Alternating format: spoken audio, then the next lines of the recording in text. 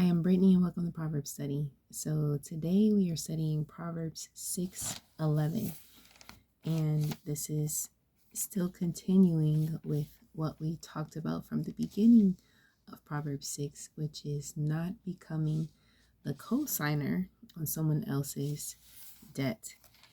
And so this sluggard has been talked about, and the sluggard is identified because that is the attribute of your personality that could hinder you from being delivered out of this situation.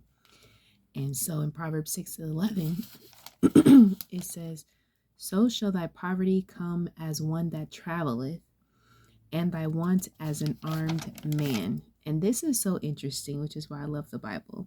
But I'm going to read Proverbs 6:10, and it says, "Yet a little sleep, a little slumber, a little folding of the hands to sleep." Verse 11, "So shall thy poverty come as one that traveleth, and thy want as an armed man." So shall, I'm going to break this down in the Hebrew, and then we'll get into this discussion. So shall and come are the same word, which is bo, and that just means to go. Thy poverty just means poverty. It's the word raish. Come is that same word, so shall. As one that traveleth is halach, and it means to depart from, walk in, or with a throng, or and thy poverty shall come marching. And then, and thy want, which is masod, and that means need or poverty, as an armed man. So armed man is just straightforward. That's ish. And an armed man refers to an armed man. And that's the word magad. And so if we listen to what it's saying, when you sleep, when you slumber in the way that avoids activity, when you are trying to get out of being the alarm clock for somebody else to make sure that their debt doesn't come onto you, this is what can happen. So shall your poverty. So your poverty will come as one that travels, or someone that walks in or with a throng and marching. Okay. And your want or your need will come as an armed man. And they said this word also means warrior. Okay. Magal, it means warrior. And if you think about, they're talking about poverty, so they're personifying poverty. Okay, this is what the Bible is doing. And he's talking about poverty coming as a throng and marching.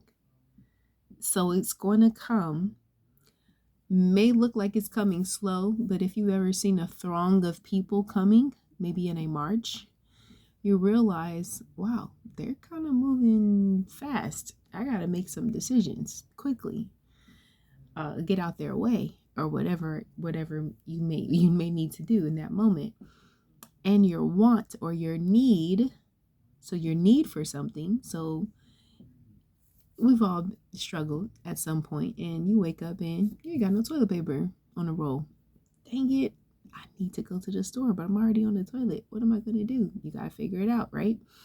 Your need. So those types of needs, all of a sudden needs that you're not paying attention. Oh man, I need this. Gotta go to the store. Oh, I need this. Gotta call somebody. Oh, I need this. All of a sudden, it comes as an armed man. An armed man, not just a man, but it comes as an armed man, meaning it's ready to defend its position. An armed man doesn't come for no reason.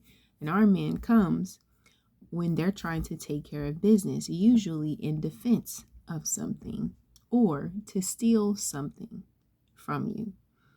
So poverty is not playing with you when you sleep a little, slumber to avoid activity, fold your hands and get in the position to sleep lazily, sluggishly. So this sluggard, where God is pointing out this aspect of our behavior or our personality that will keep us in bondage. Bondage to what? Poverty. Poverty is the stronghold. Poverty is the strong man in this situation. So what made you feel like you needed to help somebody out from the beginning? Proverbs 6.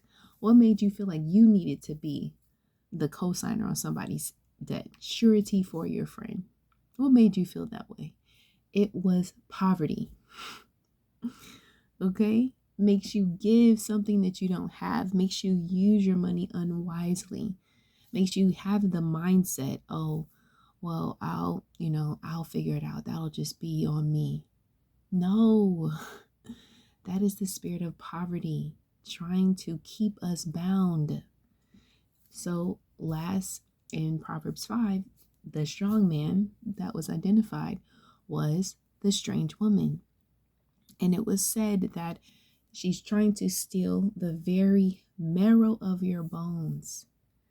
So the thing that holds your life source, that keeps you alive every day. And then she tries to steal the sustenance of your muscles. What keeps your muscles strong? Right? Activity.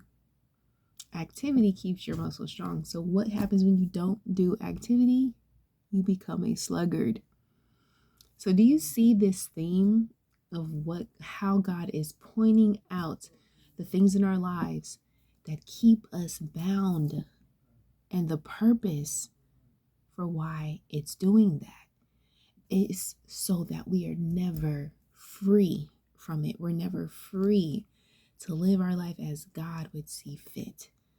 Because we know, from Proverbs 1, the fear of the Lord is the beginning of knowledge. And elsewhere in Proverbs, it's the beginning of wisdom, the fear of the Lord.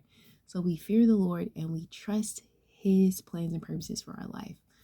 But when these things come, they come, and the Bible is warning us about them because they're coming to steal everything that God has placed inside of us to prosper us in the way that he's given us to prosper. You're not going to prosper like everybody else. You have a unique path that God has placed you on to prosper yourself, but you will never prosper if you're falling constantly victim to the strong man, to these strong spirits that are keeping you bound. So I hope this was helpful. I hope this gave you some clarity and some understanding that when the Bible warns us about stuff, sometimes it sounds tedious. Sometimes it sounds like, what are you talking about? Why are you bringing this up? It's because God is trying to liberate us.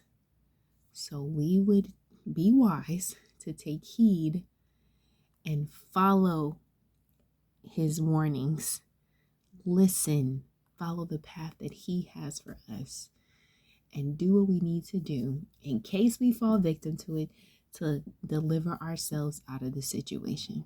So God bless you, and I will see you tomorrow.